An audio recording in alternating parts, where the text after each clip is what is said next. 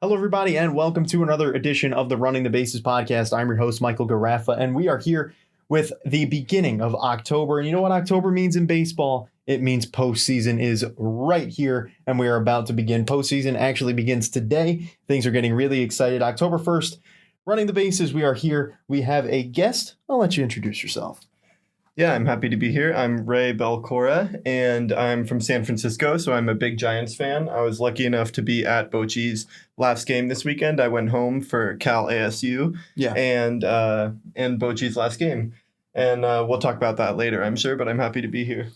Yeah, so it's always awesome, obviously, to have different guests on. We've now had a Dodgers fan, a Tigers fan, and a Giants fan. So we've only had one really winning team in there. Tigers, obviously, bottom of the pack. And the Giants, they're in the middle. I mean, that's something interesting to talk about. But I do have one thing that's interesting just right before we get into it is something that I'm probably going to talk about at the end of the postseason. But I don't know if you'll be a guest at that time. But just something I was thinking about the other day is who would be the team of the century?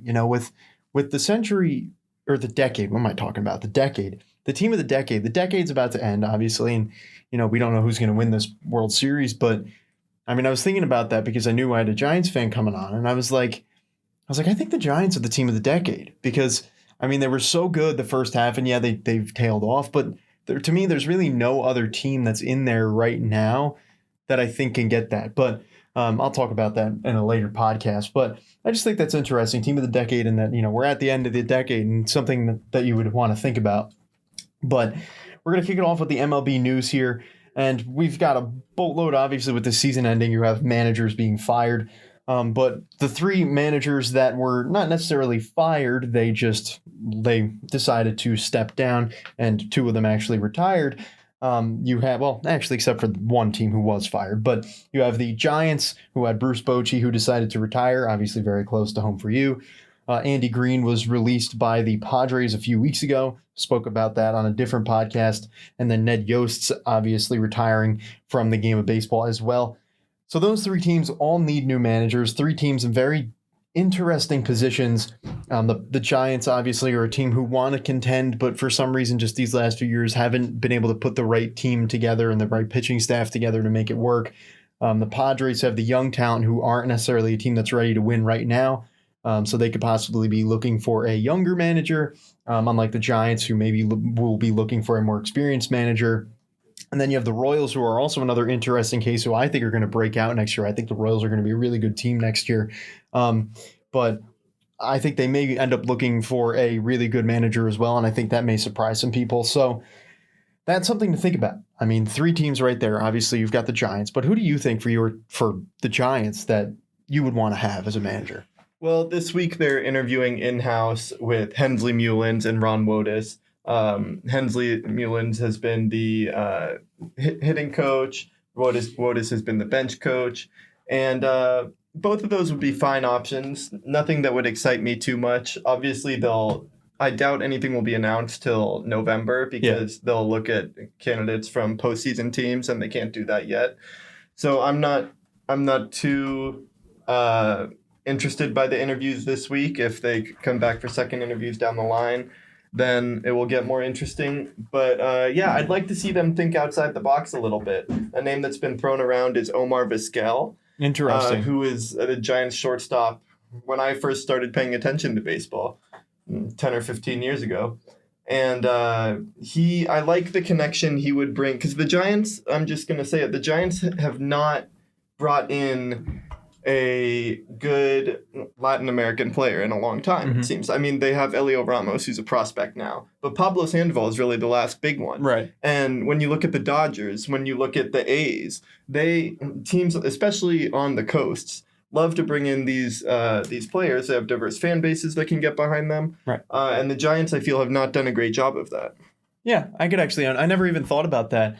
Obviously for you, it's a little bit more at home, so you understand that a little more. But I've noticed that those coast teams definitely have that influence, but I never really thought about that with the Giants. But yeah, you're right. That is something to think about. And I didn't know about Omar Vizquel. That's an interesting thing. That brings a very interesting light. We've seen there's either, for players becoming managers, they're either really good or they're really bad. And we've seen a few really bad ones. like one we're going to talk about in a few minutes. But I mean, it's an interesting situation. And I'm not sure if he would be up for the job or if he'd even interview, but the fan base has been throwing around that name on Twitter, and I like that. I like that idea. Yeah, that's a very interesting idea, especially for the Giants, who are a team that you never know what they're going to do. I mean, they're a very up and down team. It seems like some years they seem to be in it, and then some years they're just like not. And it's not like they're like, you can't really consider them rebuilding, and you can't really consider them like World Series push. They're kind of just like up and down depending on the players that they have. And it's kind of like, it's almost like they're winging it every year. You know, they're not really sticking with the same plan. And I don't know. I mean, the Giants are a very interesting team. But then we move over to the Pittsburgh Pirates. Clint Hurdle was fired this week, a longtime manager for the Pirates. This, for me, is a move that really sums up the Pirates' year. They have just had a horrible year. I mean, down the stretch, you had Felipe Vasquez getting arrested. You had the big fight against the Reds. You had fights throughout the year with the Reds. And you had the in-clubhouse problem with Kyle Crick and Felipe Vasquez. It's just been, it's not been a good year for the Pirates, and to be a Pirates fan. I mean, it's just been a hard year, and for Clint Hurdle to be fired, a guy who's really, I mean, he's a questionable guy because he's not really leading the team to anywhere positive at this point. The question is, for me, I wonder if Clint Hurdle's going to go anywhere else, or if he's just going to call it quits, because I don't really know if any team's going to want to have him, because the Pirates they've had some potential over the last few years to be good teams, and he just hasn't done anything with it. So I don't really know if there are any teams that would maybe even want him. Possibly the Padres, because they're a young team trying to build, and he brings a veteran presence, but he may not even go back as a manager somewhere. You may see him go somewhere as like a bench coach or, whatever. I don't know what he specializes in, but I find that's interesting, especially for the Pirates, who, for me, when I look at them, I think of Clint Hurdle. Yeah, and the Pirates, their wins and losses weren't terrible until the second half of the season. Right. They started out fine.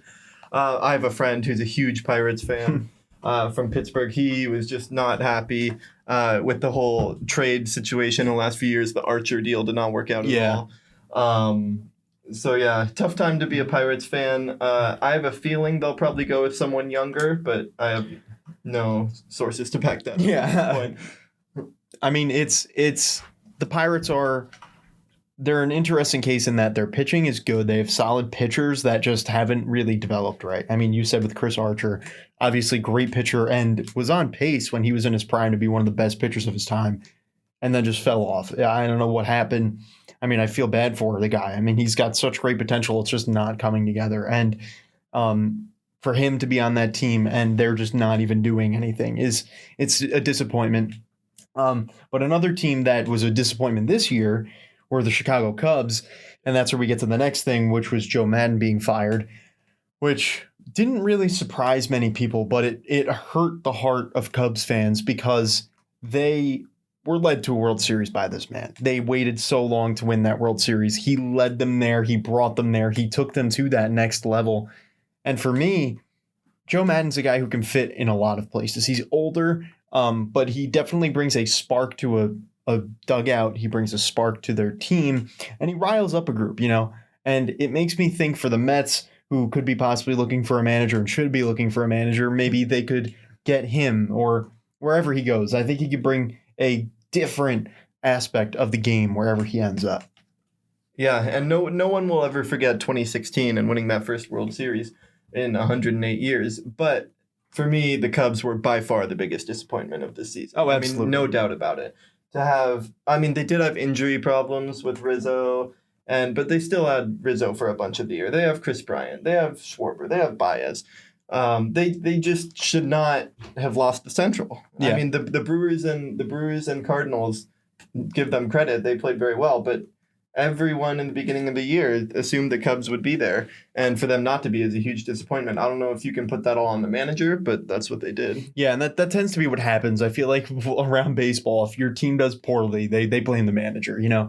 Especially if you've done well and then out of nowhere you just drop. And I mean, for the Cubs, it was a year where they didn't have the best start to the year, but then they really picked it up. They got really hot. They led the Central, and then in the last few weeks, they progressed to drop down to the wild card, and then dropped out of the wild card, and it ended up being one of those just awful things for a Cub fan. Obviously, you have to feel terrible to be for Cubs fans because, I mean, to be there and they've done it and they've made it. And then just like this year it's a heartbreaker. I mean, they talked to John Lester. I watched the interview because I was so interested because I don't love the Cubs, but so I was enjoying watching them talk after the game and hearing John Lester. And he was like so upset. He was like, it's not somewhere I've ever been before. I don't know what to really do. I've never not been in the postseason. And I'm like, you know what? I'm like, you probably should maybe, I don't know, be a little bit more forward thinking and thinking about next year. Maybe focus on what the future brings instead of being so disappointing, But I get it.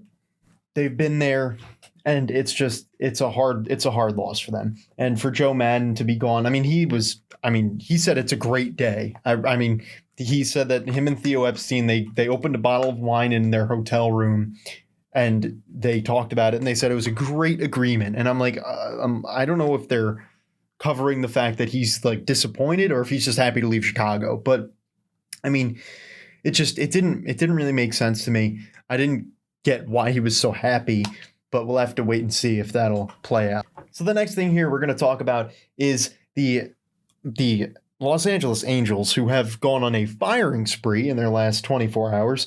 They have fired their pitching coach, their bench coach, and of course, most notably, their manager, Brad Ausmus, who I mentioned, well, sneakily mentioned before, talking about players becoming managers and not being good. But Brad Ausmus is one of those guys who he was a solid player in his time, decided to manage the Tigers, and that didn't work out at all. They were not good, and then he went over to the Angels, and I think this was his first year managing the Angels, and he was fired.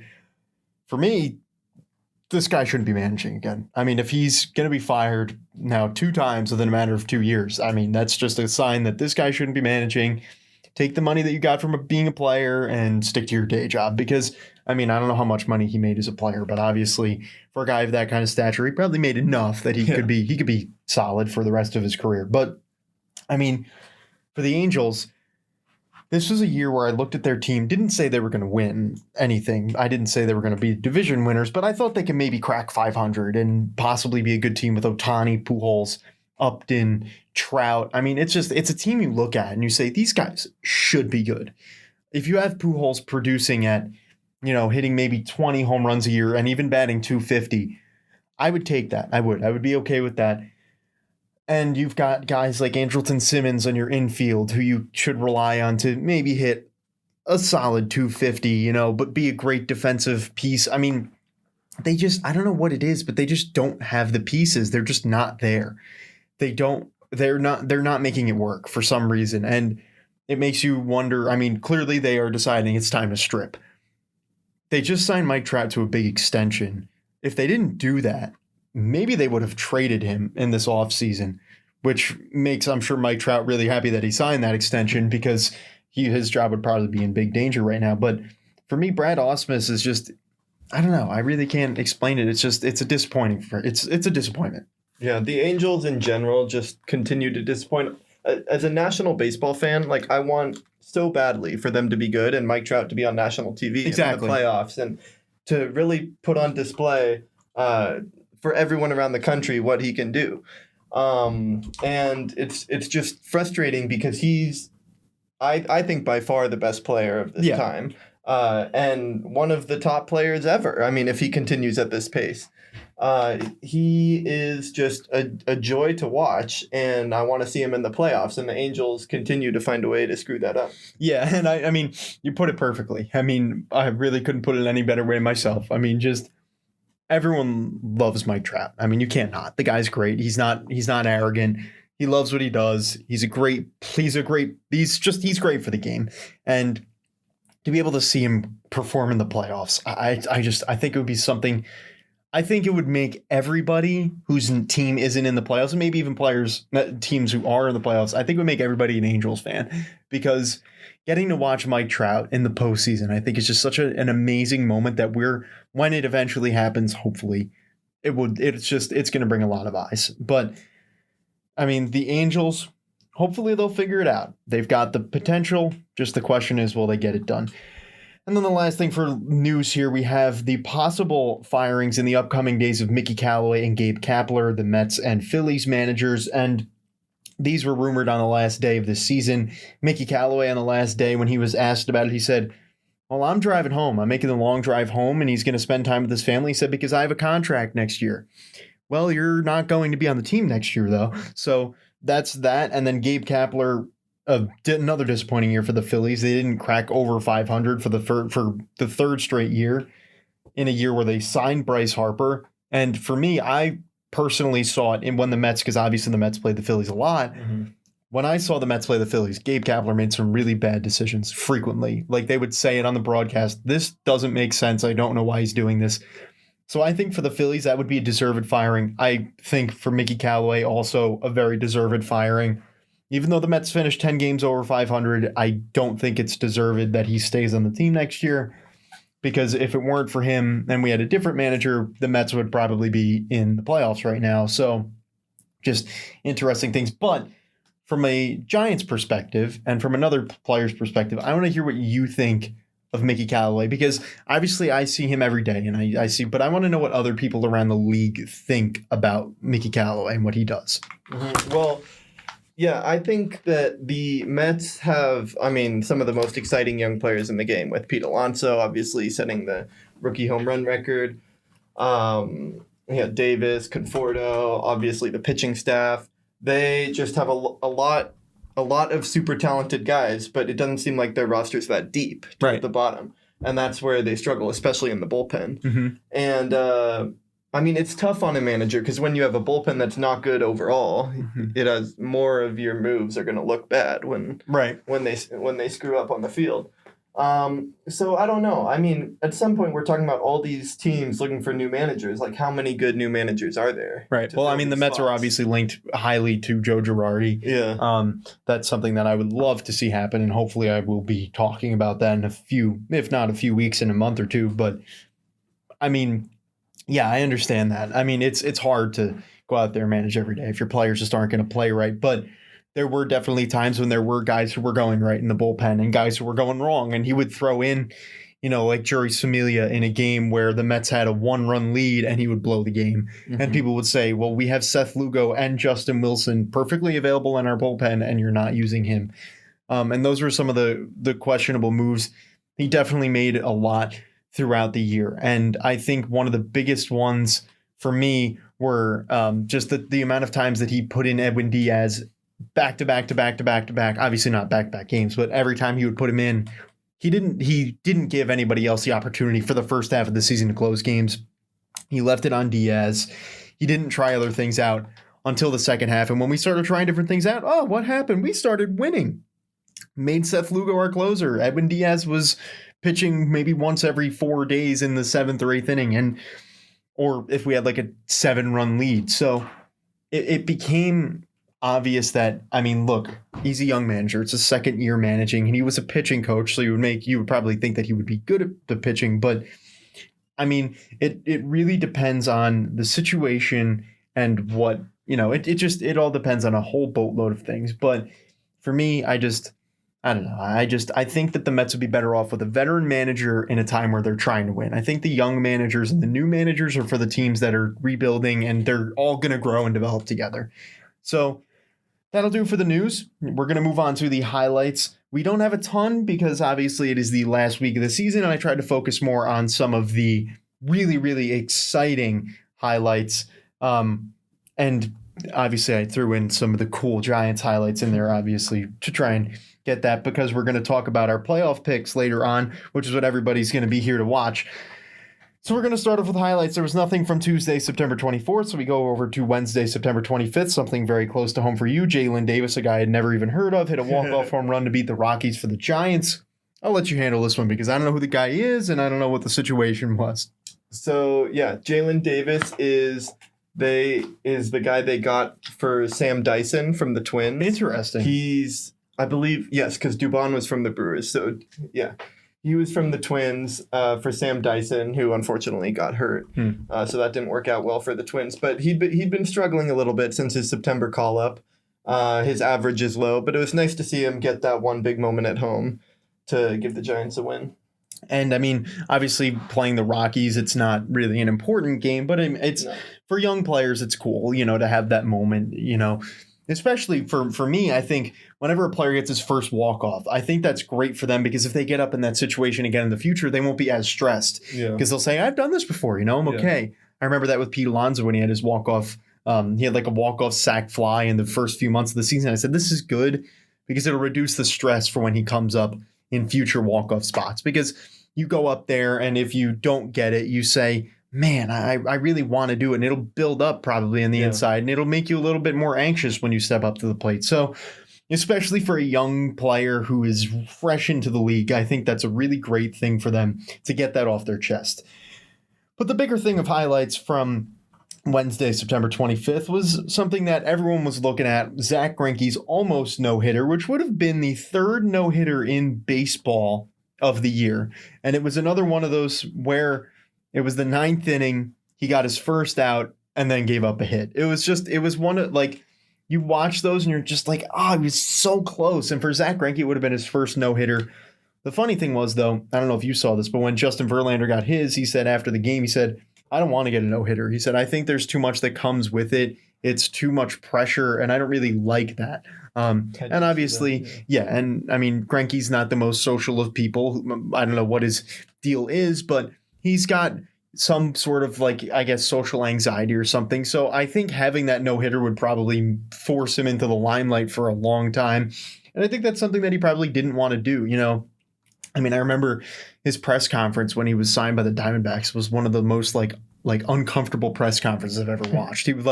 He was barely showing any emotion, and you could clearly tell that he was uncomfortable. And I feel bad for the guy. He's a great pitcher, and you never know what somebody's dealing with. But for Greinke, probably the best start of his career. Well, actually, probably second best. They mentioned during the game that his best start of his career came earlier in his career with the Dodgers, where against the Mariners, he actually had a complete game one hitter. This game, he went 8 2/3, allowed 3 hits. So until that point, it was his best game of his career. So you got to wonder for Greinke. I mean, obviously for the Astros going to the postseason, this start is huge for them. They need him to be good because they've got that three-headed monster that everyone's talking about. You've got Verlander, Cole, and Greinke. You have a number one starter going out there every day where it's going to be hard to beat them. So obviously we'll talk more about postseason picks in the future. But for Greinke, I mean, great moment for him. And you know what? For Greinke, obviously saying he didn't want one, I think an almost no-hitter for him probably felt better than getting an actual no-hitter. I mean, maybe. It might be one of those things where once it happened, if it happens, he would feel like, oh, this is great. Like, it's not too bad to have all this attention. I'm sure when he was out there, he wasn't trying to give up a hit or anything. That's something I thought about. I was like, maybe he just doesn't want to get the no-hitters, so he's just throwing them over the plate. But, I mean, it's funny because when you're in the last couple of weeks like this, for a team like the Astros, who has known they're going to be in the playoffs almost all season, right? But officially for the last week or two, and you have Greinke out there trying to get a no-hitter, it might be a little stressful for the coaching staff with the pitch count and just the added stress on the arm. So I was kind of paying attention to that as that was going on. I don't think it will have any impact on his postseason performance. But in a different situation, like if he had the no-hitter with 140 pitches in the ninth inning, like Tim Lincecum threw one a few years back with 148. That's crazy.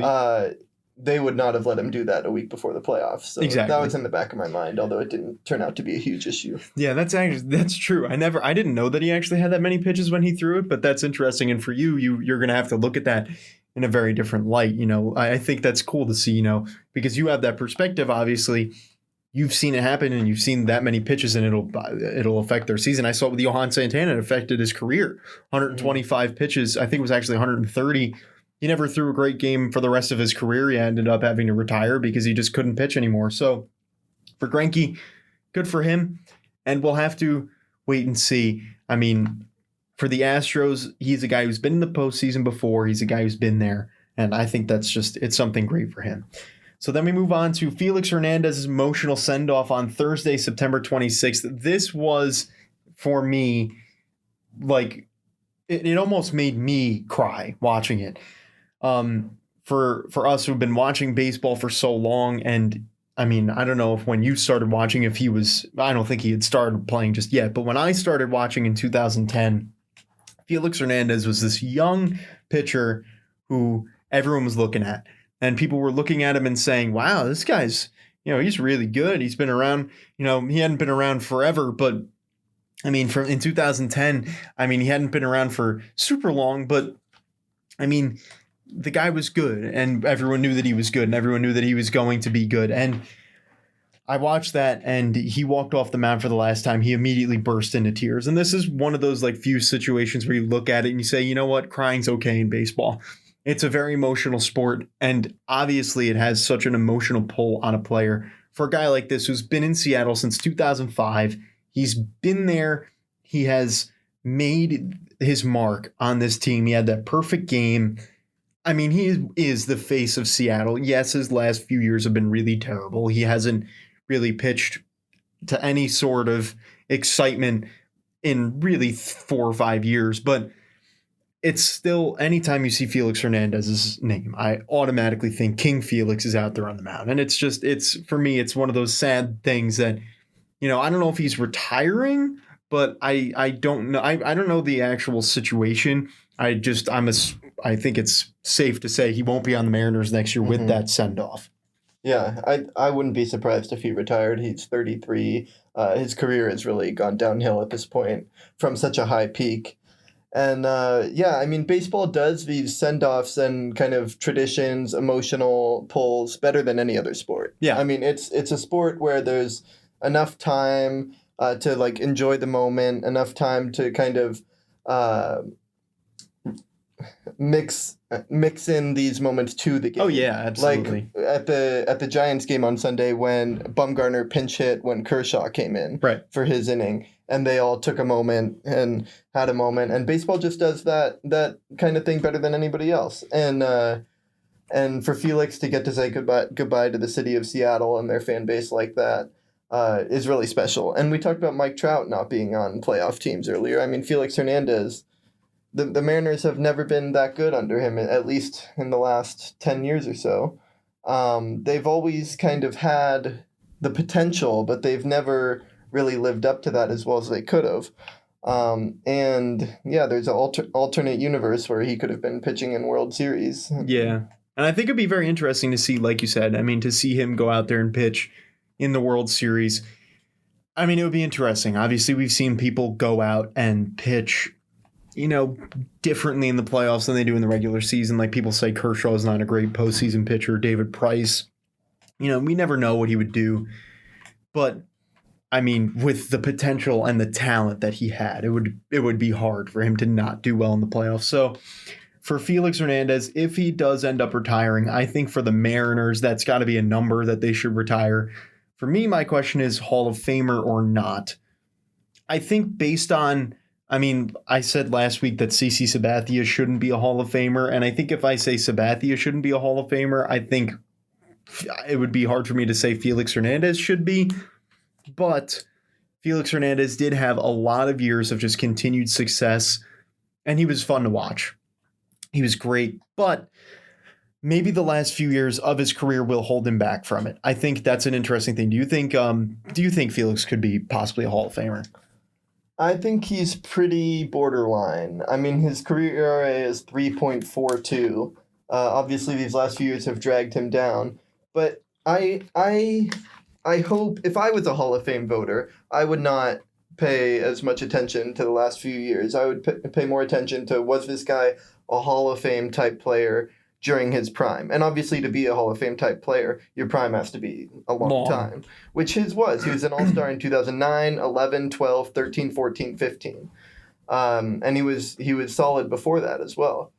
So I think you could make a case for him. I'm not sure how I would vote at this point, actually. Yeah, and I think that's a very interesting case. He could be, if he makes it to the Hall of Fame, he could be one of those like seventh or eighth go around guys where in their like last few years they end up getting in. So I think it will be interesting to see, but we'll have to wait and see when his time comes.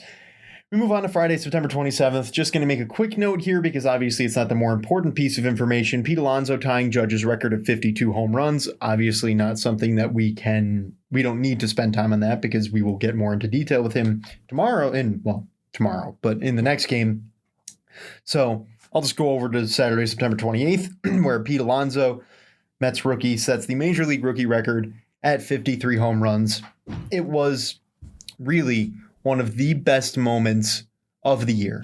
Last night I saw that they had on MLB, they did a top 10 moments of the year, and I think they really did it poorly. To put that out there, they did a very bad job. They put a Mets walk-off walk as number 2, and I was like, this wasn't even top 10. But so that just caught me off guard, and that got me heated because they had they had Alonso winning the home run derby as number 1, which I can understand. I think that was better. But for me, what I would have judged it as is how loud I got with my screaming and how long I screamed. And I think when he won the home run derby, that was the longest because it was like, whoa, Pete Alonso just won the home run derby. Well, when he hit 53, I was eating dinner.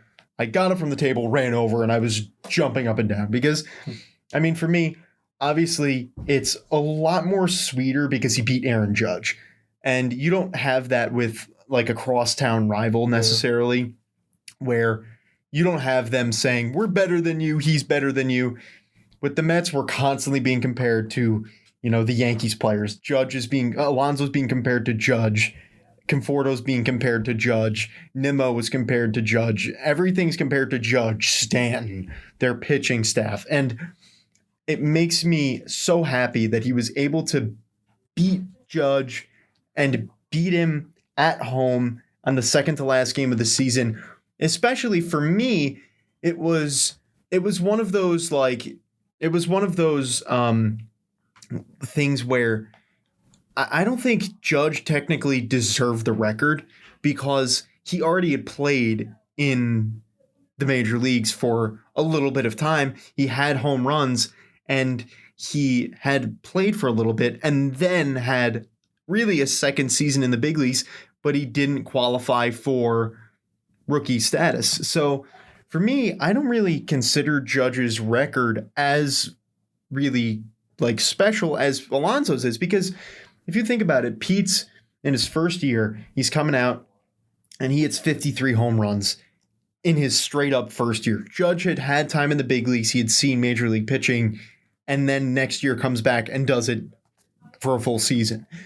So I think for Alonso, it's an amazing moment. For the Mets, we get nothing. I mean, I'll just put it out there. We get nothing. I mean, the Mets haven't won the World Series since 86. 2015, we got completely plastered by the Royals, who were just a better team. And like for me, the Mets never win anything. I have never seen the Mets win anything ever, except for the division one time, the NLDS and the NLCS. That's it. I've never seen the Mets win a World Series. And for me, to win something, which is why when Alonso won the home run derby, it was like, wow, the Mets actually won something. And now they've won it twice in a year, to hold that record. We never know how long it's going to last. Obviously, with home runs being such a big thing now, it may not last forever. But for right now, for this time, I'm happy no matter what happens and no matter who breaks Alonso's record. I'll be happy knowing that Alonso beat Judge. And when he went onto the field afterwards, he started crying at first base because of how special it really was. And he said after the game that he immediately, when he stepped onto the field, he started thinking about Ted Williams, Barry Bonds, Hank Aaron. He's thought about all of the players that have been in the big leagues and that he has the most home runs out of all of them in their first season ever. It's a special moment. It made him cry on the field. And it was such an amazing thing for me just to be able to sit there. And I know I've been rambling on, but for me, just to be able to see that, it was something special. It was just, for me, it was a little disappointing because it wasn't on SNY, it was on Fox, so I think they did that on purpose, but I would have loved to hear Gary Cohen call it because I think that would have been so special. But I mean, it's a great moment, and I'm going to relish in it for the rest of the offseason. Yeah, I mean, he was a phenomenon early in the season, but what really turned him on nationally was that home run derby. Yeah. I mean, close followers of baseball could see what kind of numbers he was putting up, but the home run derby is a national stage, and he just put on a power show. And so a week later, I was at the Giants-Mets game in San Francisco. Ah, that's fun. And he hit a home run to Triples Alley, which I might talk about later, might not be there next year. Oh, really? But yeah, they're moving the bullpens. Wow. And they might put him out there because right now they're by the foul line. Right, and people didn't people were getting hurt. So Pete Alonso hit a 433-foot home run. It honestly, it should have been more. I feel like some of I like really disagree with some of those. It's 421 to that corner, and it was a little left of that corner, but it was 10 or 12 rows up, and it was a line drive opposite field to right center, and that was one of the most impressive home runs I've ever seen in person. And my jaw just dropped, and at that point, I think that made it like 8-1 Mets. It was not a good day for the Giants, but I like. That was the one game we won in that series too, after losing 3 in a row in extra innings. Yeah, I felt special that I got to see that, so that was cool. Yeah, and obviously for me, like, because now we've been at school for some time and I go home, and most times I go home after the game has started, I missed, like, overall this year, it seems like 20 of his home runs he hit while I wasn't watching, whether it be I had to go to the bathroom for 5 minutes, or I was out doing something and I would get a notification, Pete Alonso homers. Like, I kid you not, at least 20 times that happened. And I watch every game when I can. Mm-hmm. And it was like really, but this one I got to watch, and you're right. I mean, I have never seen someone with such raw power. The amount of home runs he hit on a line this year, he probably has the lowest launch angle average for home runs in history. The only reason why he may not is because he's hit some absolute bombs that go into the second deck. But, I mean, the amount of line drive home runs, the first line drive home run I saw him hit, I believe, was in St. Louis. He got a pitch down, he, like, lunged out for it, and he hit a little line drive into center that ended up way up on the berm in center field. And I was like, oh my gosh. Like, this dude just, I mean, he inside outs balls and will hit them on a line. I mean, it's crazy, the power that he has. And I was surprised by his home run derby performance because it was not what I had seen him do all year. He was trying to get under balls and he was trying to pull them. And I kept saying, like, I don't know if you remember, but he was falling behind all 3 rounds. And against Santana, when he went out there in the first round, Santana had a really poor round in front of his home fans. And Alonso came out, and I was like, all right, this should be easy. And he had like 3 home runs in a matter of like 2 minutes. And I saw that he was trying to pull the ball. He was trying to pull it. And I said, this stadium's not going to work in his favor because he's hit a lot of line drives in left center field. And obviously that wall's huge. And I said to myself, I was like, just hit line drives to center. That's what you do. And then he started hitting balls over the trees. And I was like, all right, he found himself. And I think his second to last home run in the Derby that tied it against Guerrero was a bomb, like way over the trees in dead center. And I was like, okay, Petey won it. And I mean, it's just I've never seen such power ever. And I've watched baseball for a while. I've seen highlights from the past. And I mean, yes, Barry Bonds was really powerful, but you wouldn't see Barry Bonds hit line drives like that. Barry Bonds would hit towering. Oh, that's true. You're a Giant fan. You would know that. So, I mean, you would see Barry Bonds would hit them where you would see it like go over the stadium. Yeah, but he hit one, there's video of it I watched a lot.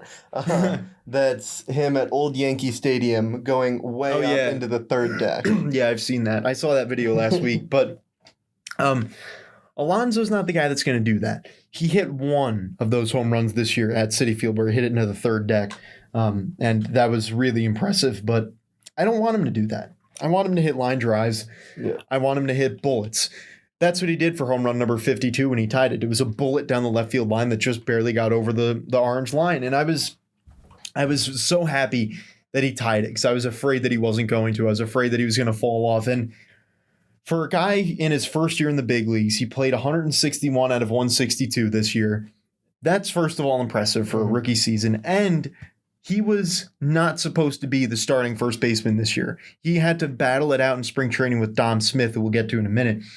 But he hit a few home runs in spring training, and I said, this is going to be his year. He's going to win Rookie of the Year. I didn't think in a million years he was going to break the record. I was going for like 30 home runs, and he blew that away. But, I mean, like I said, I'm rambling because I love Alonso and I love the Mets, and I'm sure you can relate. But just the feeling of astonishment and just how proud I was to be a Mets fan, to see him hit 53. It was an amazing moment. The next thing here on this day of milestones, Justin Verlander got his 3,000th strikeout in this day as well. It was a little disappointing because it was on a drop third strike. The guy ended up making it to first, so it wasn't like a strikeout on, a beautiful strikeout. It was, it's one of those where you're going to look back and be like, really? It's like you couldn't even make the throw, or it's just like, it's disappointing. And I feel bad that, 3,000's got to be on a drop third strike, but it's still cool. 3,000 strikeouts is nothing to laugh at. The guy probably is going to win the Cy Young this year, and deservingly so, but an amazing career for Verlander. And I saw a note the other day about when he was on the Tigers and how after one of his games, I don't remember what year it was, but one of his last few games in Detroit, when he was really just not having a good time, he sat down and he started to cry in the clubhouse because he thought that his career was over. He thought it would be the last game he ever pitched because he just hadn't pitched well.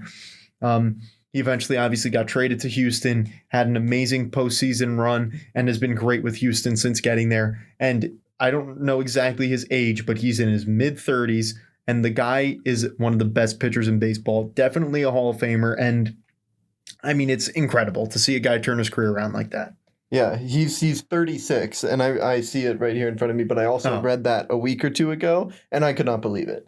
I thought there's no way Justin Verlander's 36. He got 300 strikeouts this year as a 36-year-old, which is a career high and just an absurd number. Like, usually 200 is a big milestone number in a season, and to get 300 in, 223 innings pitched, that's absurd. Yeah, Jacob deGrom led the NL in strikeouts this year with 255, and the Astros have two players over 300. So, and you also have to think that the NL has pitchers that they have to throw to, so you would think they would have more strikeouts. So, I mean, for Verlander, what has been an amazing career, I mean, the guy seems like the ageless wonder. We call Bartolo Colon that. It seems like Justin Verlander, if he continues this, he could pitch for a good 4 or 5 more years. So, it's great for him. But then we move on. I'm back to rambling about the Mets. The Mets on Sunday, September 29th, on game 162, they won 7-6 in the 11th inning in what was the most fitting game of the year. I don't know if you saw it or any highlights or know what happened, but I'll break it down for you and for the listeners. So, just to sum it up, as Gary Cohen said, it was a microcosm of the entire year for the Mets. We started off, got a 3-0 lead in the first inning. J.D. Davis, big 2-run homer for his 22nd of the year, which locked him in to actually have the highest OPS at Citi Field in Mets history, beating David Wright's number. But that wasn't important enough because the Mets ended up blowing it. It was 3-3 by like the 6th inning. But so it was 3-3, and then it just both offenses died, and the Mets couldn't hit. And I was like, here we go again. It's the last game of the season. It's probably going to go 4 hours because that's just the way it's going to go. Then in the bottom of the 8th, Joe Panic comes up, a good friend of yours. Hit a bomb off of Shane Green into the Pepsi porch, Coca-Cola corner. But a bomb, and he's been great since joining the Mets. I think he's batting like 300 since joining the Mets and obviously didn't play well with the Giants. I kind of feel bad for him because he didn't get to be at Bochy's last game, a guy who he's been with for so long. But he obviously played a big part, but put the Mets up 4-3, bottom of the 8th, which was great. I was so happy for him. It was the second home run as a Met. And I was like, all right. The only problem was we had shut down Justin Wilson, Seth Lugo, and Edwin Diaz for the year. So we had to throw out our B team to close the game. We left Paul Sewald in the top of the 9th, which was, I mean, he was probably our best chance. But Sewald was in there. Left him in. He pitched a great 8th. And then he came out for the ninth, gave up a home run to former Met, Adeiny Hechavarria, who has very hard feelings against the Mets because I don't know if you know the story, but Adeiny Hechavarria, if he played a certain amount of games this year, was going to get a $1 million bonus. Right. And the Mets they got rid of him the day before, which was really, it was a scummy move. And he has every right to be mad at the Mets. He should be. If I were him, I would hate the Mets too. So I feel for you, Adeiny. I'm okay with the fact that you don't like us. But he hit a home run, tied the game, of course. A guy who hit 5 home runs with the Mets in the beginning of the year, not a power hitter. He comes up, he hit a bomb, and it was 4-4. And I was like, great, that's just how life's going to go. So it was tied, and it was just story of the Mets here. Top of the ninth, we have a lead, and we blow it because our pitching just, for some reason, doesn't know how to hold leads in the last innings of the game. When we can be scoreless and not give up a base runner, but the ninth inning comes around, everyone starts to sweat, and they give up runs. So then no one scored. Bottom of the 10th, Pete Alonso led off the inning. It was 4-4, and I was sitting there, and I was like, man, this would be the most perfect fitting end to the year for Pete Alonso to come up, hit a walk-off home run. Like, could you imagine? And then he didn't. He popped up. And then it went to the 11th. And in the 11th inning, it was Adeiny Hechavarria again. He hit a home run. It was 5-4. And I was like, really? Back-to-back at-bats? This guy just hit a home run off of us? Like, really? That's just ridiculous. And then Adam Duvall came up, and he hit a home run. Boom. 6-4. Great. Season's over. Bullpen blows it yet again. What else is new? So then the bottom of the 11th comes along, and we had, you won't recognize any of these names, and I wouldn't expect you to because most Mets fans probably don't, but it was Luis Guillorme, Tomas Nido, and Sam Haggerty leading it off for us. Guillorme, a guy who bats 200 at best, Nido, who hits 220 at best, and Haggerty, who hasn't gotten a major league hit yet in 3 at-bats. We were doomed. Guillorme led off with a single, which shocked everybody. First of all, he hit his first major league home run in his 100th at-bat, which just goes to show you he doesn't hit very well. But he got a single to lead off the game, which was really cool. Lead off the inning, which, again, I thought it was over. Tomas Nido came up. They actually pinch hit for him. Oh, no, they didn't. They didn't pinch hit for him. He stayed in. He got out. So there was 1 out. Then Wilson Ramos pinch hit for Sam Haggerty, which obviously you know who that is. But Ramos came in. He got a single. So the first 2 guys, well, there were 2 guys on now with 1 out. And I was like, all right, we've got a chance. But it was still over. We ended up having Rene Rivera come on to pinch hit next for the pitcher, and Rene Rivera struck out. So there were 2 outs and 2 men on, and it was a 6-4 game. The win probability for the Mets was 9%. And then Dom Smith came up. And Dom Smith has been hurt since the end of July with a stress fracture in his ankle. He hasn't had a major league at-bat in 2 months. He hasn't faced any pitching. He didn't go through rehab because AAA has been done. So all he had was really batting practice swings, and we used him to pinch hit. They threw in a lefty to face him. First pitch was in the dirt. And I was like, all right, this season's over, whatever. I'm feeling it. And I'm sitting down eating dinner, and I'm sitting down, and, Dom Smith is up, and out of nowhere, I heard Gary Cohen say, Smith hits a drive deep to right field at the wall. And I jumped up, and he said, it's out of here. And I was like, no way. Dom Smith, who hasn't seen a major league pitch in 3 months, just hit a walk-off 3-run homer with 2 outs in the bottom of the 9th to win 7-6. By far, the most fitting end of the season. Have a lead, blow it, get a lead again. Bullpen blows it in the 9th. Bullpen blows it again, and then rally back from being down and win. It was honestly, I think I watched the video of Smith hitting the home run 10 times afterwards because it was perfect. It was the perfect way to end the year, and I couldn't have put it in any better way. And on the last game of the season, it kind of sucked because it made me want to watch the Mets more, and it actually made me miss the Mets. And I was like, man, I wish they I wish he just popped out because, if he just popped out, I wouldn't have missed them. And I would have said, you know what, the season's over, whatever, we're moving on. But now I'm like, man, they actually ended on a really great note, and now I have to wait so long.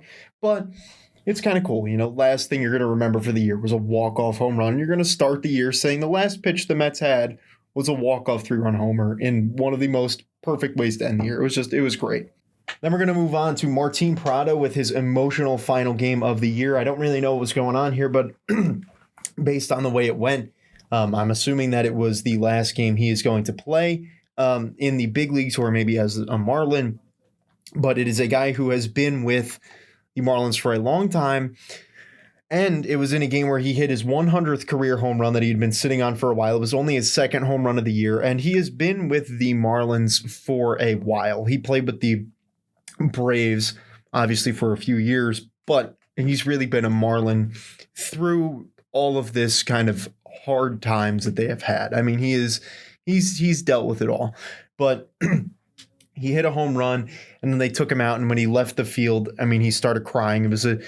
For me, I've seen Martin Prado play for a long time. He's been in the NL East forever. And he's a good guy, never the best of players, but it's always sad to see. I mean, you mentioned before, MLB always finds a way to have these great moments, and it was special. I felt for him as a person, it was a good moment, and it was something special. And obviously, don't need to spend a ton of time on it because it's not the most important of news, but still something cool to talk about. Yeah, good to see. Playing these last 4 or 5 years in Miami must have been pretty tough. You have pretty low attendance, not much hope in terms of postseason. But good for him. Hitting a home run, his 100th career. That's a big milestone, big difference between 100 and 99. Yeah, absolutely. And so for him, just a good moment for him to end off his year and end off the Marlins year. But then we move over to something that I'll let you handle the rest of this. But the Giants' final game of the season, Bochy's last game of the year. Take it away. Yeah, so I was lucky enough to be in San Francisco and go to that one. And, I mean, the game was basically something you had to get through to get to the ceremony to honor Bochy. I mean, no one was really there to watch the Giants get smashed by the Dodgers again.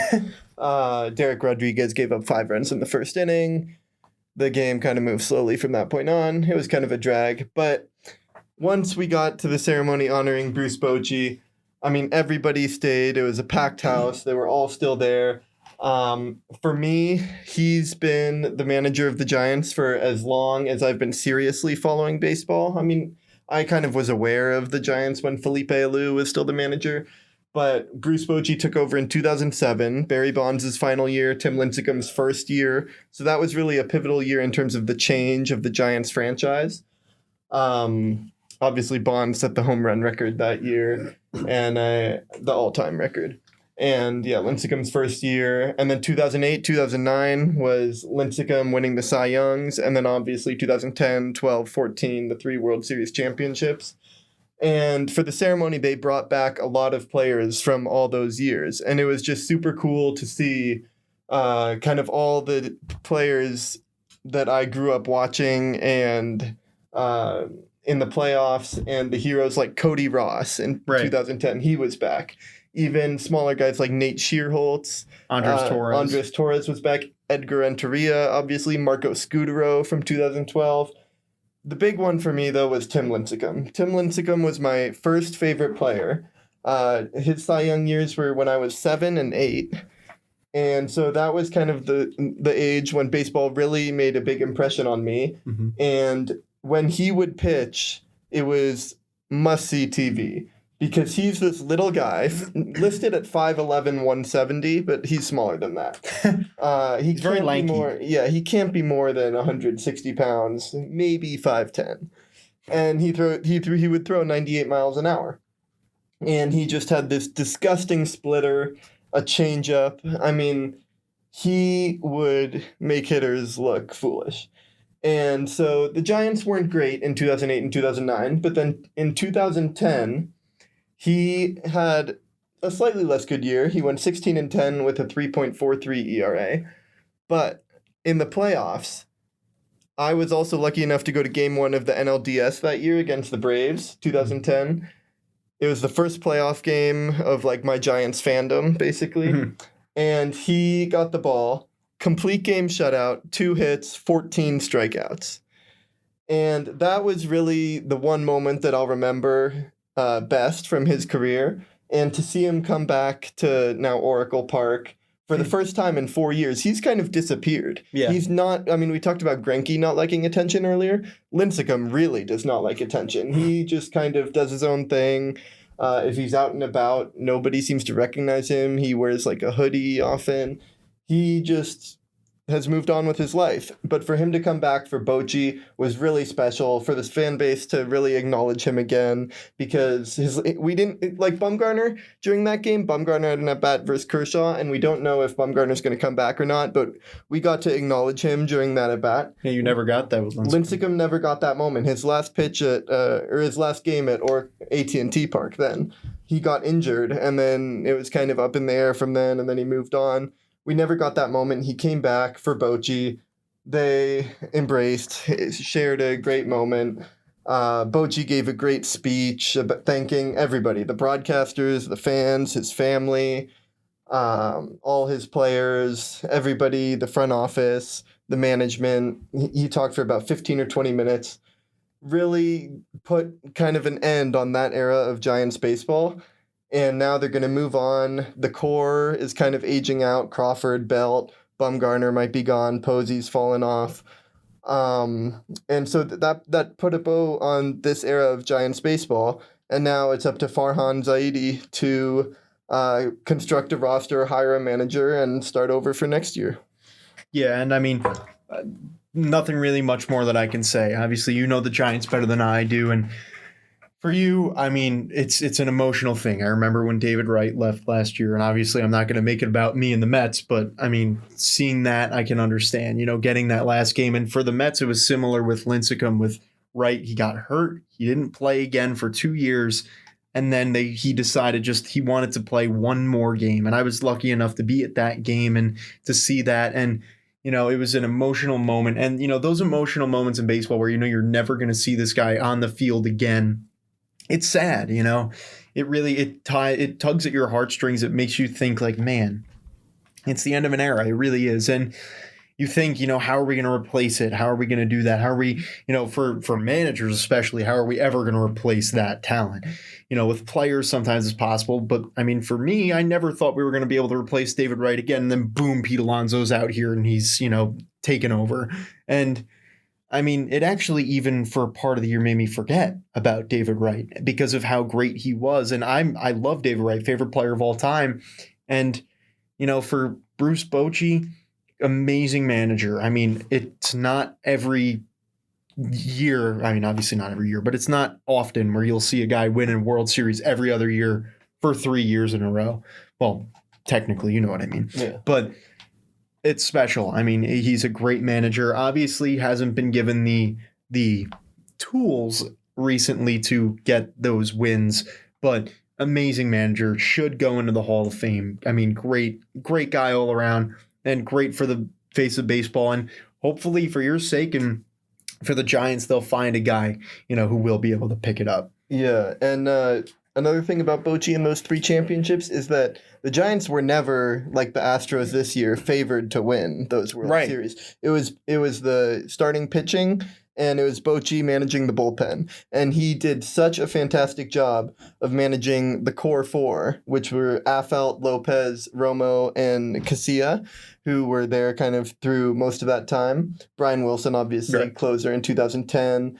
Obviously managing Game 7 in 2014, starting Hudson, putting Affeldt in for that amazing double play that Panik and Crawford turned, and then bringing in Bumgarner to close it out. That was just great to watch. And yeah, so most... And then they come from the wild card in 2014? Yes. That's even more impressive. They beat Pittsburgh in 2014 at Pittsburgh.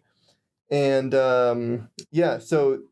I give Bochy almost more credit than anyone else across those rosters for all the World Series titles because of how he managed a team of guys that weren't superstars. I mean, Posey, Bumgarner, Lincecum, superstars, but beyond that, it was a bunch of kind of role players. Yeah, and I mean, it was all about who got their moment when. Mm-hmm. Obviously, Travis Ishikawa, was that 2010 or 2012? That was 2014. 2014. Oh, I wow. think, to beat the Cardinals. No, that was I think it was the Nationals. I don't know. Whatever. Ishikawa's walk-off in the NLCS was the Cardinals. It was. You know better. You know better than me. You know better than me. You know what? I trust you more. But still, Ishikawa. I mean, he got his moment. Pablo Sandoval. He got his moment. I mean, it was all around. It was the Cardinals. Okay, so you were right. Obviously, you know better than me. I feel like I know. I just know it was a red team. But the Nationals were in the NLDS that year. Ah, yes. I feel like he had like a good home run, but I don't think it wasn't obviously his walk-off. But everyone had their moment. Sandoval came out. Bumgarner came out, got his moment. I mean, everyone just pieced. Even Marco Scutaro had a few moments in there. It was everybody did something. They contributed in some way over those 3 years. And for the Giants, I mean, I mentioned it before. I think they got to be the team of the decade. I mean, just a great start to the decade. And they started the second half of the decade off well, as I know all too rudely.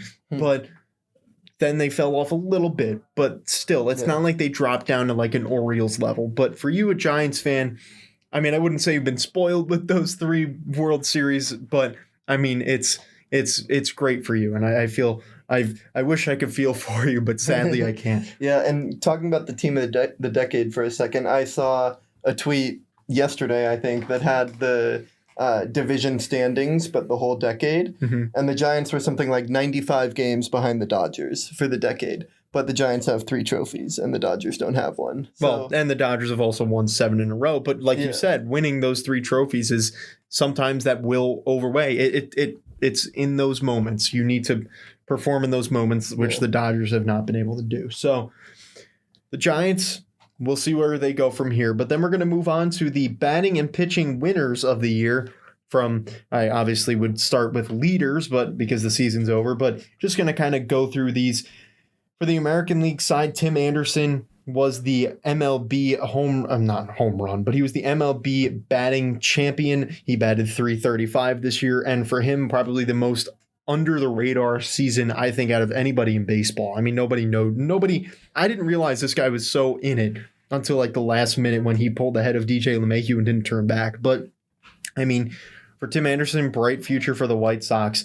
But for the National League side, we had a tie. I don't remember the last time we had a tie in the batting champ, but Christian Yelich and Ketel Marte, the reason why there was a tie is because they were tied and they both got hurt. So they haven't been able to play. Anthony Rendon was really close, but he didn't do well enough. So that was disappointing. Jeff McNeil just fell off second half. So, I mean, for those 2 guys being hurt and to win the batting title, I mean, I think it's really cool. But I mean, batting champions, I feel like it's something that we don't really focus on as much anymore because we think more about the home runs. But there was a time years ago where we would look at the batting title and that would be the most exciting race down the stretch. So it was cool. And for these guys, I mean, young players who have bright futures.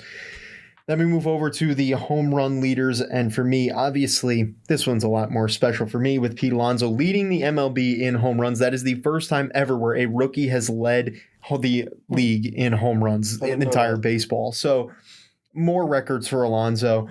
But don't forget about Eugenio Suarez. The guy had 49 home runs. He entered the second half with, I think, 17 or something like that. I just remember the number was he was 49th in baseball in home runs entering the second half. He finished second. That is impressive to have that many leaps. And then we had Jorge Soler leading the American League, who had another one of those just amazing final pushes, who, again, another one of those under the radar seasons. So for the home run leaders, I mean, anything you want to say? Because, I mean, it's a great, for home runs, it's cool to see new guys and new faces. Yeah, and this is kind of going away from the new faces, but 5th and 6th were Trout and Yelich, who obviously had their seasons cut short. Trout had 45 home runs in only 134 games, and Yelich 44 in 130. So if those 2 were able to stay healthy, they could have challenged Alonso at the top. Yeah, absolutely. And I think once Trout went out, and even he was going to be out because he had a little procedure on his foot. So he's going to be out for a few days. Said, this is time. Like, I'm afraid that Pete is going to lose it to Mike Trout because Mike Trout's so good. I mean, I genuinely believe that if it weren't for his injury, I think Trout would have gotten it. Mm-hmm. To hit 8 home runs over his last like 30 games that he missed, he probably would have done that. So I mean, for Mike Trout, will be the MVP in the American League. It's a great year. And I mean, you see Ronald Acuna with 41. Arenado's always up there. Bregman 41. Cruz 41. Nelson Cruz is the one name that I think a lot of people forgot about. Mm-hmm. The guy was 7th in baseball in home runs. And he was one of the last signings this offseason in like February. So for Cruz, an amazing year, an amazing pickup for the Twins. So home runs, that's obviously what everyone focuses on. For RBIs, just another cool thing to look at, 126 for Anthony Rendon and 123 for Jose Abreu. Two great players. Jose Abreu, great for him. I mean, a guy who had been, obviously one of the top hitters in baseball and probably the most underrated hitters in baseball, but he had a great year, and I feel great for him. Freddie Freeman, because of his injury down the stretch, ended up falling off, losing that ground. But Pete was there at number 4 with 120. So for a rookie to have 120 RBIs, that's also really special. But obviously that's been done before because, it's not like that's such a rarity. But for him, it's very, very important just to be up there. But for Rendon, a guy who I believe should be the National League MVP, and Abreu, a great year for him as well. But obviously not many people focus on RBIs anymore either. And we don't really need to focus on anything else in the hitting column other than, I just want to point out Nick Castellanos' 58 doubles, which is probably one of the, I don't know the exact numbers, but that's most definitely going to be up there in the records of all time. But we only had 5 players this year who played all 162. Starlin Castro, Whit Merrifield, Marcus Semien, Jorge Soler, and Jonathan VR. And then there were a few who had 161, which were Pete Alonso, Paul Goldschmidt, Cesar Hernandez, and Kevin Pillar. So, out of those 5 guys that played every day, Castro, we think of him as a veteran, but he's 27. I don't think anybody would think that Starlin Castro is 27 years old. Yeah. I feel like he's 30, and he's not, because he's been around for so long. And Whit Merrifield, another great player for the Royals. He's played all of his games. Marcus Semien, probably one of the most underrated players on the Athletics. Jorge Soler, obviously everyone knows about him now, but probably didn't all year. And for Jonathan VR in the Orioles, a guy who is one of the most highly touted prospects in baseball a few years ago, who has really just fallen off. But, for those guys, hopefully they will keep that up and continue for that. But then we're going to move over to the pitching side.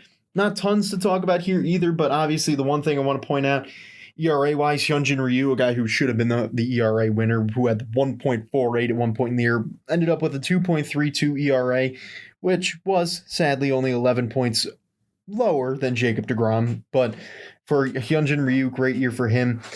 He will be in the Cy Young conversation, but he won't be winning it, obviously, because deGrom is most definitely going to be going back-to-back, which I don't think there's... look, you're a Giants fan. What's your take on that? Just looking at the numbers, Ryu has the lower ERA. He does have 3 less games, so deGrom wins in that category of durability. I know they don't look at the record much anymore, but... Thanks to Jacob deGrom. Yeah.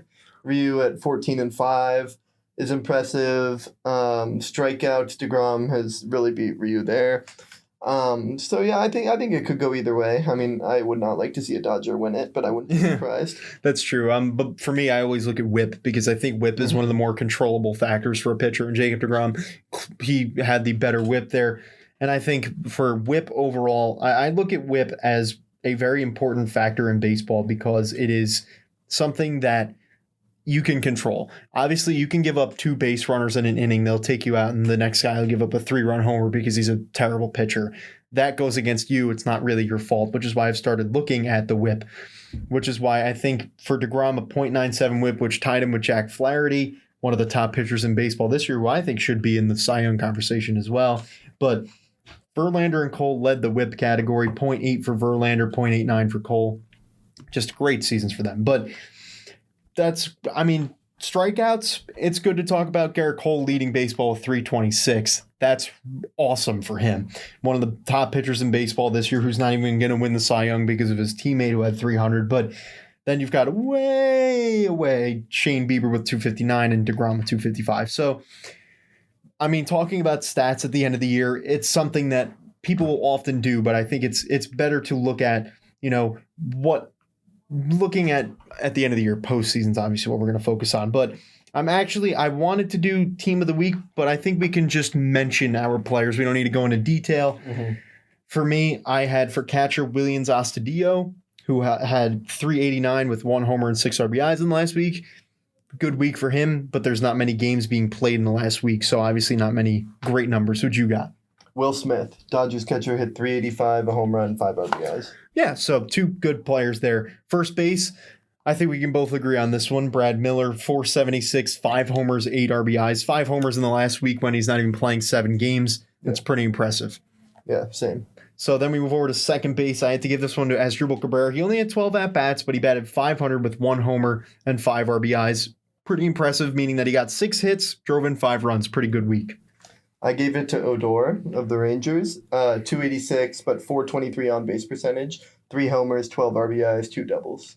That is very impressive, that on-base percentage. So then third base, I had to give this one to Ian Happ. He batted .455 with 4 homers and 10 RBIs. That's a really great week for anybody. And, I mean, for the Cubs in a disappointing end to the season, that's pretty cool. I also have him. Yeah, all right, so we've got 2 that we agree on. Moving over to shortstop at 18 at-bats, I gave it to Xander Bogaerts, who batted .500 with 1 home run and 7 RBIs, but batting .500 anytime. I mean, that's obviously very impressive. Yep, I agree on that too. Awesome, so we're continuing along. It's nice to be able to save that time there. Left field, I had to give this to Gerardo Parra. He had 12 at-bats. He hit .667 with 2 homers, but 11 RBIs. That is unheard of. Like, absolutely unbelievably unheard of. I have Gerardo Parra. I put him in a different outfield slot, but yeah, he's one of my outfielders. So that's good there. We've got that covered. And then for the next one for center field, I gave it to Lorenzo Cain, who batted .533. He only had 1 homer and 1 RBI, but anytime you hit .533 in a week, that's pretty impressive. Yep, we're in agreement there too. So great minds think alike. Yeah. Then for right fielder, I gave it to Jorge Soler, who batted .438 with 3 homers and 5 RBIs. Okay, I have Jock Peterson, 375, 4 homers, 6 RBIs. Yeah, so solid weeks all around. Then moving over to the pitcher side, I gave it to Zach Greinke because of his 1 start, had 8 2/3 innings pitched, 9 strikeouts, no runs earned, and a .36 whip. I mean, really no question there. That's very impressive. I gave it to Jack Flaherty on the Cardinals, 14 innings, so he had 2 starts, 3 hits, 17 strikeouts, and no runs allowed. I mean, one of the best ways to finish the season. Just to take 1 minute, I think Jack Flaherty's a guy who, to be honest, could win the Cy Young. I think he's very underrated. Probably, yeah. I think most definitely the most underrated pitcher in baseball because of he's just not one of those big names. But I think in reality, he may end up surprising people, could actually get more Cy Young votes than some other players. But great pick for you there. I didn't see his name, so I don't know why I didn't pick him. But then we move over to reliever of the week. I had to give this to Josh Osich. I believe he's on the Rockies. He had 4 1/3 innings pitched with 4 strikeouts, didn't give a base runner. So in 4 innings, that's pretty cool. I had Colin Poche on the Rays, 3 scoreless innings. That's, you know what? Yeah. Last week of the season, you're not going to have too many. So whatever works for anybody, it's just they have solid weeks. Then for closer of the week, this one was interesting for me, but I went with Daniel Hudson. He went 4 1/3 innings pitched with 5 strikeouts, 3 saves, no earned runs, and a .25 whip, which is also very impressive. Exact same for me. Awesome. So we are killing it there. We don't need to talk about the division winners because obviously we're going to know those guys in the playoff picks, but the next thing here is our playoff predictions. So we are going to kick off these playoff predictions. Obviously, tonight, it starts it all. We've got the National League wildcard game between the Nationals and the Brewers. I mean, really not much to say. It's exciting. Yeah, and I can't wait. It's finally, I love that the first playoff game is on October 1st. Yeah. I mean, that just makes so much sense. Other years, kind of the season wraps up and the first playoff game is the 5th or something. Right. It doesn't really make sense. The playoff game going on October 1st just is so great. And obviously you can relate with the wild card, but for me, the wild card is one of those. It's for the winning team, it's great because you're moving on. And for the losing team, it almost feels like your season's like a waste. You know, you made it there. I mean, you obviously can't relate. Thank you for that.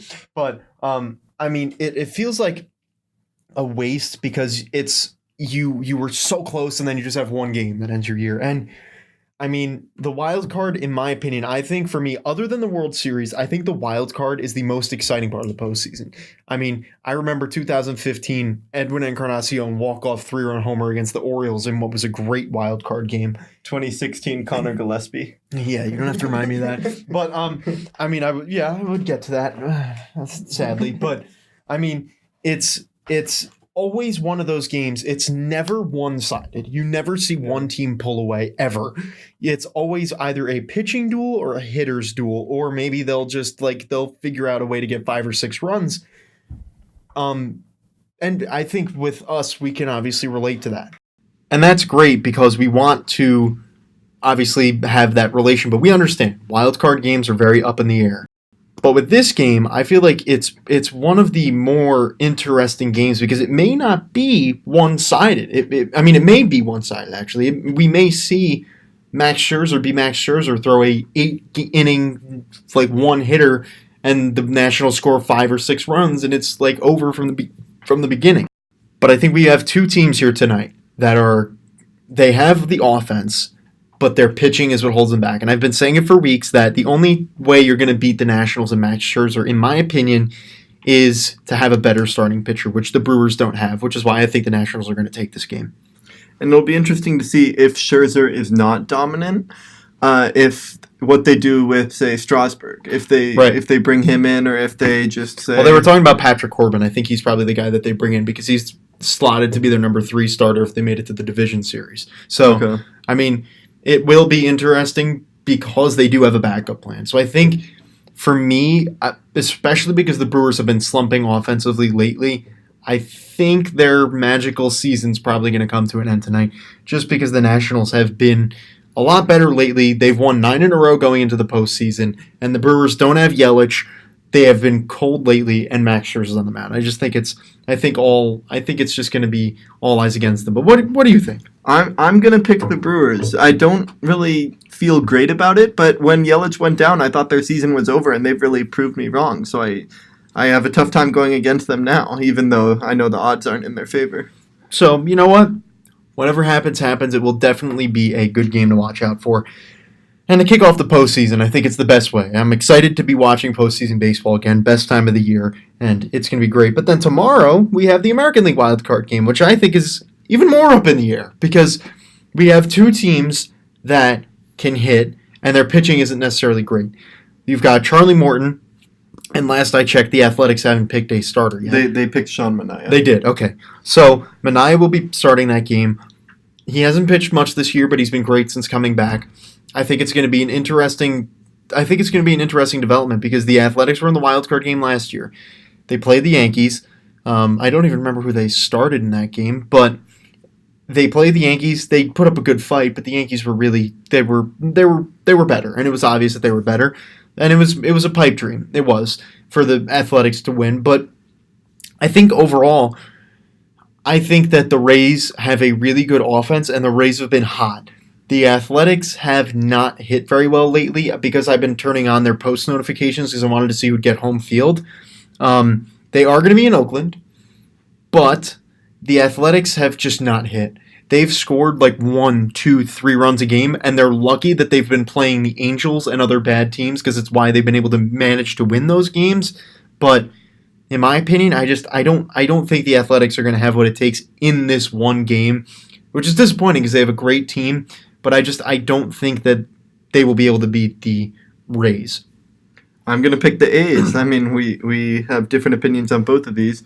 I think that they're going to have to get a good start from Sean Manaea. I mean, the A's bullpen has not been great this year, so they need to get off to a hot start and probably have a lead going into the 6th or 7th inning. Absolutely. And I saw Chris Davis is going to be in the lineup, which has been a little bit of a hot topic in the Bay Area because he has not been hitting well at all lately, but he does have that power threat that's always there.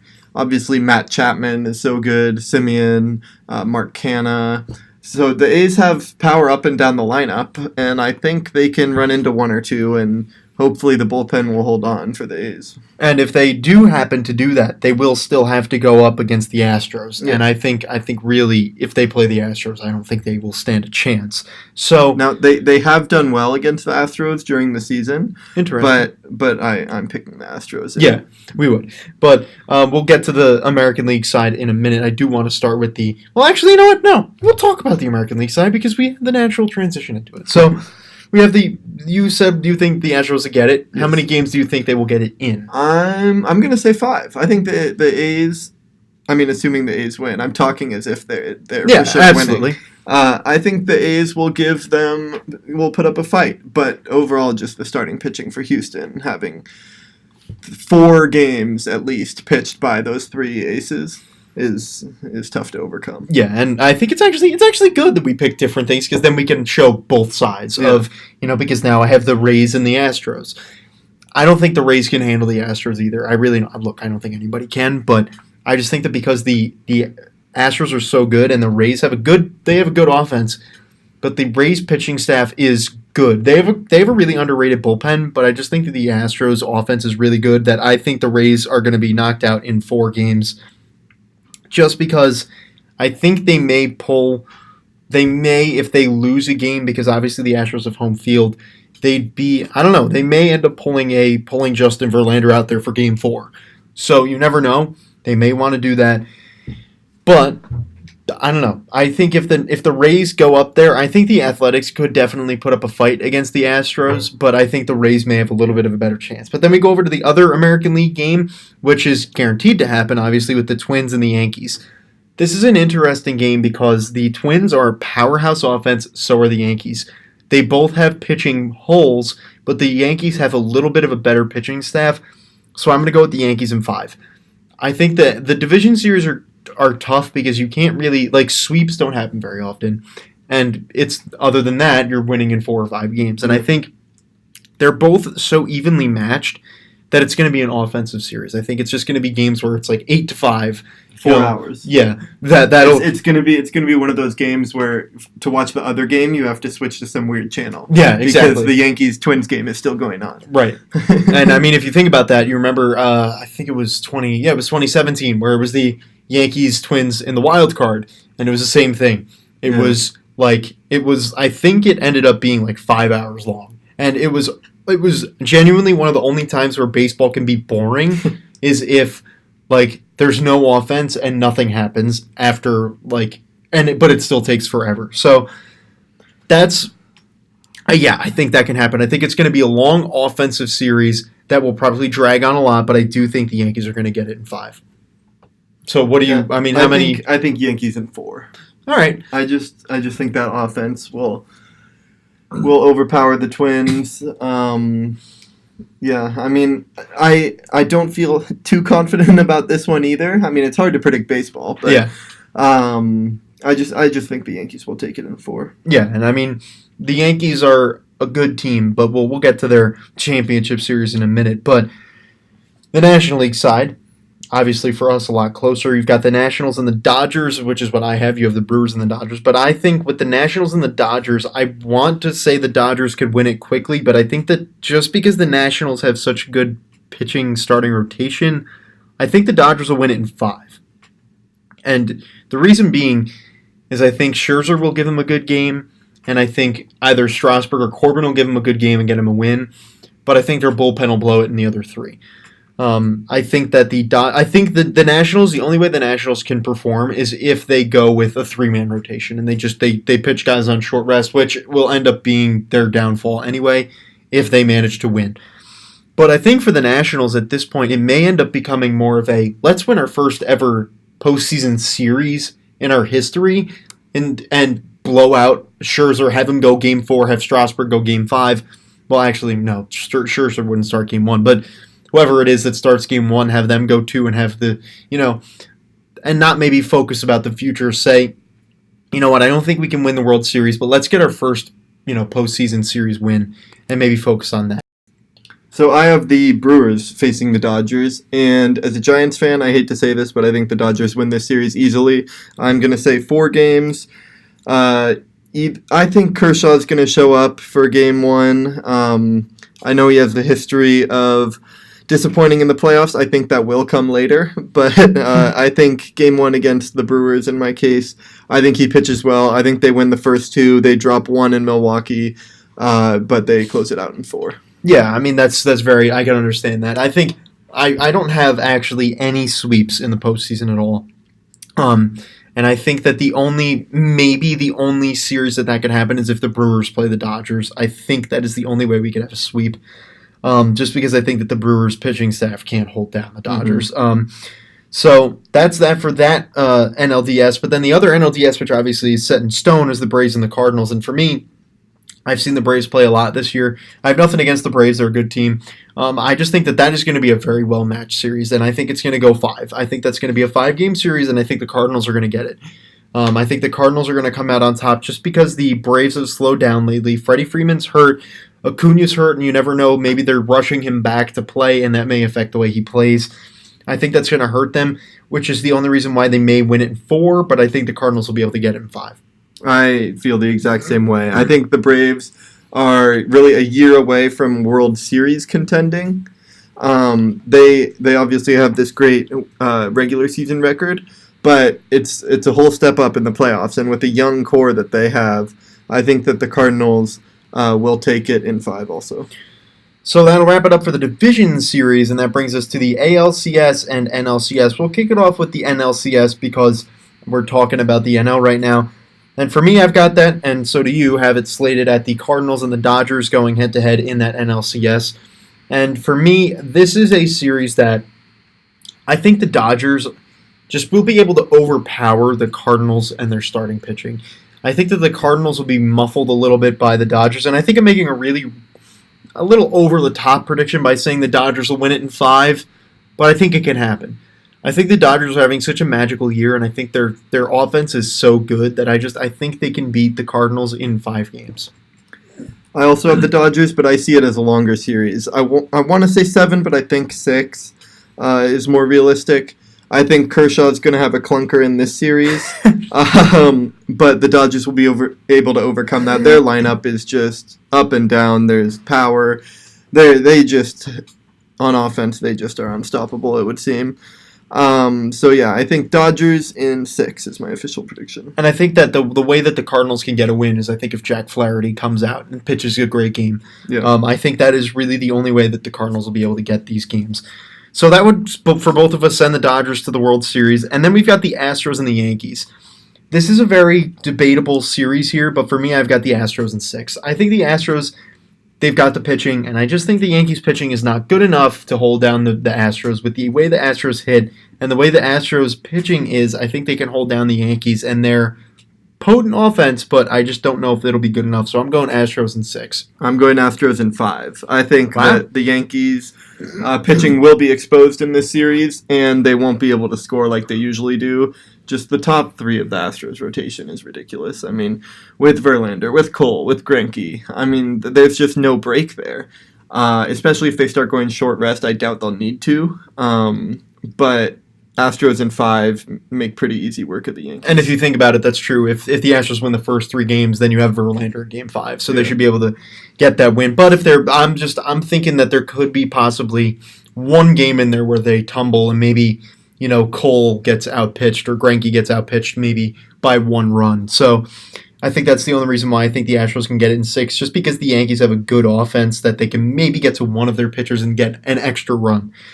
So that brings us to the World Series. We've both got it, Dodgers, Astros. I think most of baseball can say Dodgers and Astros. Yeah. But again, you never know. Things happen. Surprises happen. But I mean, obviously last year everyone knew the Red Sox was going to win the World Series. But this year is a more interesting World Series where you've got the Dodgers, a team that have been there now for the last 2 years. This would be their 3rd year in a row.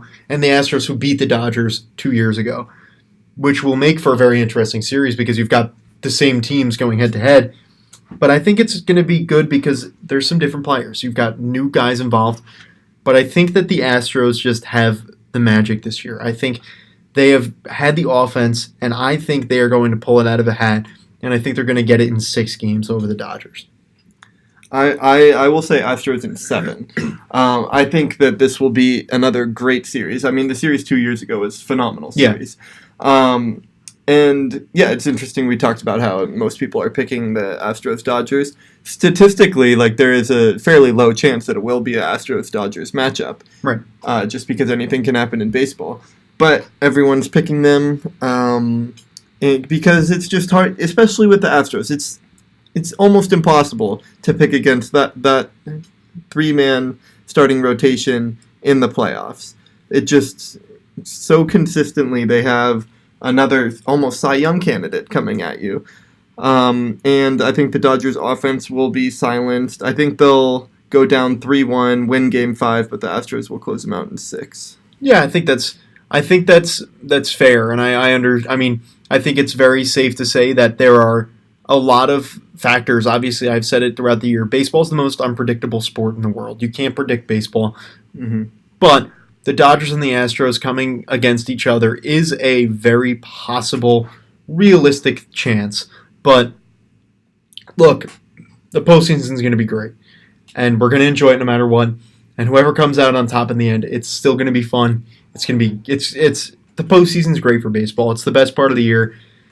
And it gets people watching. Those fake fans will start turning it on to watch the playoffs. So, You know what? For guys like us, we don't have teams in it. When your team is in it, I tended to only watch the Mets when they were in it. Obviously, they made it all the way to the World Series. And I don't know about you, but I would watch some games, if I was bored. But ever since the Mets haven't been in, I'm watching everything, and I try to watch as many games as I can. And when they're all on, it's fun. It's fun to watch. Yeah, it's super fun, and I mean, obviously, we'd rather prefer our teams to be in it. But when they are in it, it's just day in, day out so stressful. Yeah. And now we just get to, enjoy baseball. I mean, I'll root hard against the Dodgers. But other than that, will be a fun month of baseball. Great pitching, some new faces in the playoffs. I'm excited to see what the young Braves have. The Twins. I haven't watched much Twins baseball this year. Yet they've been so good. They've just been kind of out of the spotlight. So I'm really looking forward to checking out some of these players that the country hasn't seen much of this year. Yeah, so that will no question be something to look out for. And I mean, I remember how you mentioned the stress. I remember how stressed I was when it was Syndergaard Bumgarner, because I said, we're going to lose. There's no way. We're losing to Bumgarner. But you know what? Maybe we will. Maybe we'll win. Maybe we'll, we've got the magic, but, we're going to lose. There's no way we're beating Bumgarner. And I remember that entire day, I was just going online, looking up Mets v. Giants wildcard, and reading. I swear, I kid you not, I think I read about 50 articles that day on what people thought. And it was back and forth. Yeah. It was back and forth. There were people who said Bumgarner will give up a run and Syndergaard will be perfect. Or there were the people who said Bumgarner's Bumgarner, he's amazing, you're not beating him. And it turned out that was the way it was. It was, history speaks for itself. Madison Bumgarner in the postseason, you're not beating him. And the Mets didn't. And I feel for these teams, especially for teams like the Twins who haven't been there in a while, the Braves who had their hopes crushed last year in the first series of the postseason. Yeah. And I mean, for me, I'm going to root heavily against the Yankees, and I'm going to root heavily against the Nationals. So, hopefully, I mean, I said the Yankees will probably go to the ALCS, but obviously I would love nothing more than for them to get knocked down right away by the Twins. But I just don't think that could happen. But yeah, I think it's great for baseball to see these new faces. Like last year in the wild card game, I saw Ramon Laureano, and I said, this kid's got a great eye. I mean, he came up with the bases loaded in 2 outs, and he worked a 3-2 count, and he would take pitches that were like an inch off the plate. And I was like, it makes you see players that you maybe never even heard of before and say, wow, these guys are actually pretty good. So, postseason baseball, it's upon us. It is here, and it is ready to rumble. And there is no other way to put it than let's go. This is going to be a lot of fun. And for us, there's no stress. It's just sit back. And that's, you know what? There's positives and negatives about your team not being in the postseason. You get to enjoy it more, but you also don't get to see your own team. But I'm ready for it. This is going to be awesome. Thank you, Ray, for joining us. It was an amazing podcast today. A lot of fun. We talked about a lot of stuff. And the postseason's here, folks. Let's get ready for it. Let's get into it, and let's enjoy it, because October baseball is here, and it is ready to tear us up. Tell me pretty lies, look me in the face. Tell me that you love me, even if it's fake.